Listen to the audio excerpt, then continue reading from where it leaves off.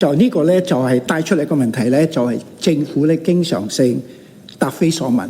呢度就又帶出一個核心嘅問題咧，就係我哋立法會同政府究竟我哋啲書面質詢，你哋點樣答？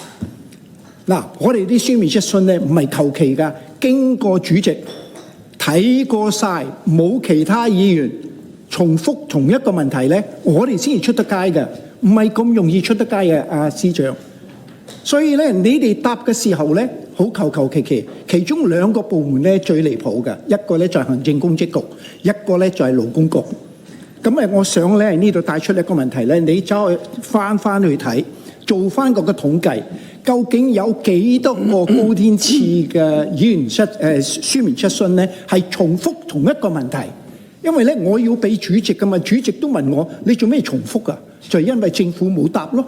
所以你哋成日都帶入翻嚟，浪費公帑，浪費嗰啲時間，浪費啲市民嘅期待，有個答覆。所以呢啲真係要改善嘅。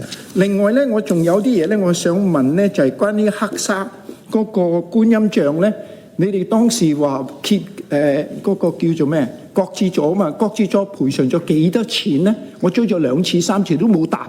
你哋要答㗎嘛呢啲問題。關於觀音像嗰度之前個觀音像嗰度咧，佢係有一啲尾數我哋冇俾嘅，依家咧仲同嗰間公司丟緊，同埋咧有可能我哋去透過司法訴訟咧係追翻剩低嗰啲一啲尾數嘅。